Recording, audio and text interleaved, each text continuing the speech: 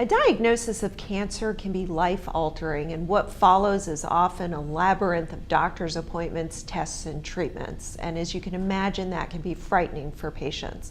Thankfully, there are oncology social workers to help people through this process. And joining me today is Jennifer Schosheim from the Schosheim Cancer Center at Jupiter Medical Center. Jennifer, thanks for being here today. Thank you so much for having me. So tell me, what does an oncology social worker do?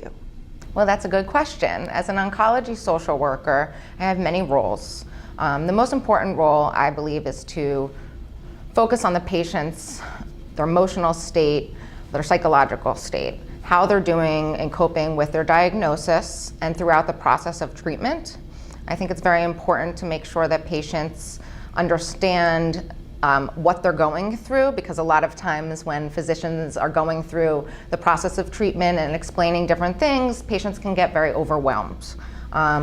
They also have emotional issues when it comes to their family members or their caretakers, and so it's very important to involve the entire family or support system in the treatment. And I feel like as a social worker, it's important for me to make sure that patients understand that they have a supportive system within the cancer center itself.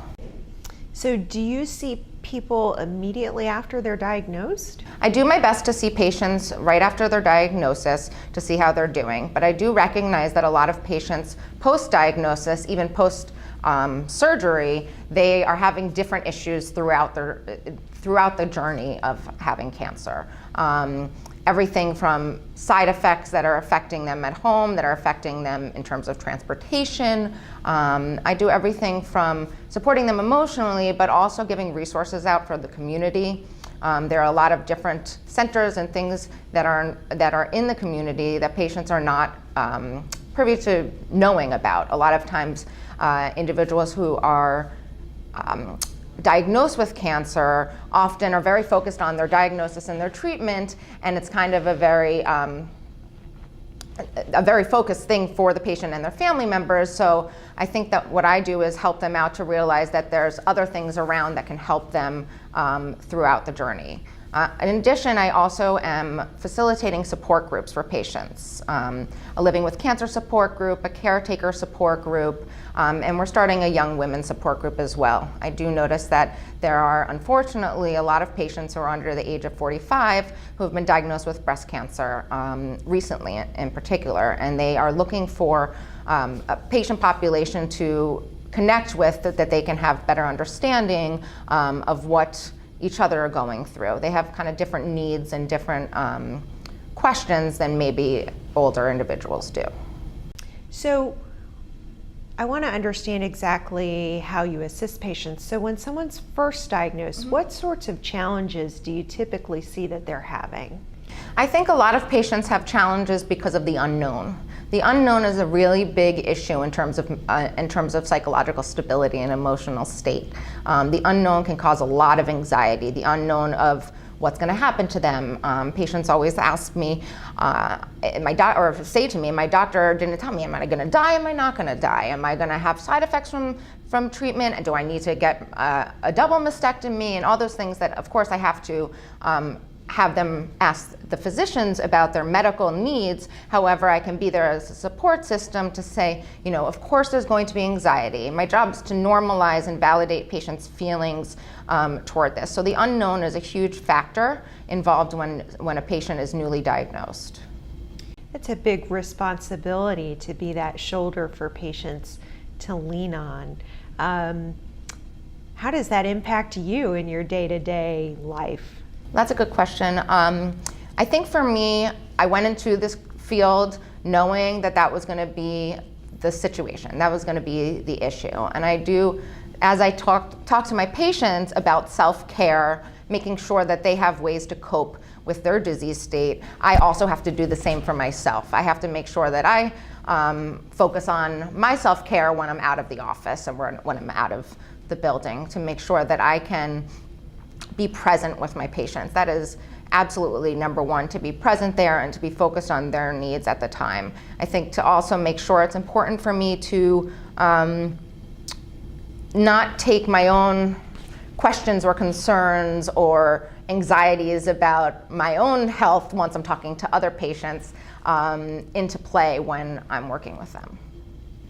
So do you just deal with a particular type of cancer patient, or are you assisting men and women with different diseases? The whole gamut of patients. Everybody who is involved at Jupiter Medical Center, whether they're in the inpatient unit at Jupiter Medical Center post-surgery or pre-surgery or having complications from their disease state, I'm seeing them there. I'm seeing patients while they're getting chemotherapy. If they would like me to sit with them, I do sit with patients. I talk to their husbands, their wives, their friends, whoever is sitting with them while they're getting treatment. I talk to patients before and after radiation treatments, and I also talk to newly diagnosed patients. And at the breast center that we have at Jupiter Medical Center at Needland, I am also seeing patients even pre-diagnosis. If they're getting a biopsy and having a lot of anxiety, I'll get a call from either the radiologist or their staff members to come in and talk to the patient. Sometimes just kind of like talking to them about, you're going to be okay, take a deep breath. Everything from that to kind of showing that we have a lot of support here at Jupiter Medical Center, besides myself. But I do think that them knowing that there's everybody from myself to the nurse navigator to the physicians to the front desk staff, that everyone's here to support them in any way possible. Let's talk about some of the support that Jupiter Medical Center offers cancer patients, because I understand there's a whole team that gets involved with each patient that gets diagnosed. Tell me a bit about who's on that team and what everybody's role is. Okay, so we have something called the multidisciplinary clinic, and I think that has been, since my time here, a very important role for the patient in their journey with cancer. I do wish that many patients would take advantage of this opportunity. And within the multidisciplinary clinic, the patient is in a room and each team member is coming in and chatting with them about their role. Such as myself, I will go in as the social worker and talk about my role, as I suggested before, and giving them an idea of what we can do for them. And on top of my role, I work very closely with the nurse navigator, who we have multiple nurse navigators depending on the patient's diagnosis. And we work closely together to make sure that we give as much support to the patient as possible, where the nurse navigator does more things on the end of doctor's appointments, surgical appointments, or surgery, and they will talk more on the medical end, where I'll be more on the psychological, emotional end of things. But we work very closely together to know, let's say they ask me a question that I can't answer, I will direct them to the appropriate person, and vice versa. Between myself and the nurse navigator, there's also the medical oncologist, who may or may not tell patients that they are going to need chemotherapy or radiation. And then there's the radiology oncologist. The radiation oncologist, they will also meet with the patient during as we call it, MDC, but multidisciplinary clinic. On top of it, also the surgeon will meet with the patient. So that way, there is also, on top of it, there's also a nutritionist that meets with the patient and another nurse that will be with the patient throughout their treatments, whether it's in radiation or chemotherapy. So how does someone get into the clinic, the multidisciplinary clinic? Well, that's mostly done by our nurse navigators. They will be talking to a patient and explain to the patient about the multidisciplinary clinic, or myself, if I feel that the patient would benefit from that as well. I actually do recommend it to all patients, or let them know that it exists as a part of their journey at Jupiter Medical Center, and to show them that it can be very overwhelming for patients. Obviously the diagnosis itself and the treatment is very overwhelming, but just the idea that they have to go to many doctor's appointments and kind of coordinate between everything, including insurance issues. Those things come up a lot. So if they feel like they have, a team in one place, I often find I go in at the end of the multidisciplinary clinic and kind of ask them how they're feeling after they've gotten all this information. And I get, surprisingly, the majority of them say, I feel a ton better after going through this, because now I feel like everybody's talked to me, I understand what everybody's role is, and now I can move forward in my treatment without having so much of that unknown that we spoke about. Right. anxiety is a big issue for cancer patients. Tell me about how you work in coordination with physicians. I would think that patients get a lot of information from their physician, but you've got to kind of work hand in hand with the doctor. You're like an extended arm of the doctor's office. You know, I hope that the physicians do see me as that way, because that's how I see my role, as an extension of the physicians, because a lot of times the physicians are very focused on the medical aspect of things and what the patient can expect in terms of treatment and in terms of side effects in that way. They're not really talking to patients about how the caregiver is doing and how their financial situation is going, or how they're coping emotionally with everything. And I do make sure that I make myself available for the physicians and remind them very frequently that I'm there for their patients if need be. There was actually a time recently where a patient called me and told me that they did not have a support system anywhere in the area. And she was very nervous, very anxious. She admitted that the unknown is a huge factor for why she's so anxious. And she asked me to come into the room with her physician to just sit there and be a support, and that if she forgets anything or misses anything in terms of writing things down, that I could be there after to kind of process things with her. So of course, with HIPAA, I did ask the physician permission and made sure that the patient was really knew what that meant for me to be in the room. She wrote me a letter afterward and was just telling me how much help it was just to be there for support. I really didn't even need to write anything down for her. She understood exactly what was going on, but I do think that it calmed her nerves and allowed her to really realize that she has support at Jupiter Medical Center. You've mentioned financial issues now twice, and I imagine that can be a real problem for some cancer patients. It really, there's, and that, you know, in combination with just the physical aspect, the emotional aspect, and then to have real financial pressures. How do you as a social worker help with that? How do you manage that? And can you refer them to resources? So I find myself doing mostly that, referring to resources. I find myself being a resource for patients as well as that emotional support, right? So when patients come to me and say, I'm concerned that I'm not going to be able to pay my bills. I'm paying my medical illness, and the medical bills are most important, but now I'm having trouble to pay rent, or to pay utilities, or to pay for transportation to go to and from the hospital because they physically don't feel like they can do it on their own. I do refer to everybody from the individuals who work with the insurance companies at Schosheim, as well as Jupiter Medical Center as a whole, as well as knowing in the community the kind of places where, or the kind of organizations that assist with different financial issues. Patients have to fill out a lot of forms. It can become overwhelming, and I'm there to assist them with that too. You also talked about helping family members. So in what way do you get involved with the whole family who's impacted by a cancer diagnosis? What's really interesting to me that I've learned while working here is that a lot of times the patients are more concerned about their family members and their coping of their disease. So they are actually coping better than the family members or caretakers are. And so I've noticed that kind of focusing on the caretakers can be a help for the patient. They find that the caretakers can become very overwhelmed. They don't want to show the patient how upset they are because they believe it may be a burden on the patient even more so than the disease. And so I work with the patients and their caregivers or family members or whoever they may be, even friends, to talk to them about kind of facilitate the patient talking to them about, it's okay to tell me that you're overwhelmed, or it's okay to take some time for yourself if I'm physically and mentally okay to be on my own at home. You can leave to go work out. You can leave to go food shopping. I'm okay. And that's kind of one of the ways that I work with the family members and caretakers. Another one is a caretaker support group. I'm looking forward to this. Is starting this month.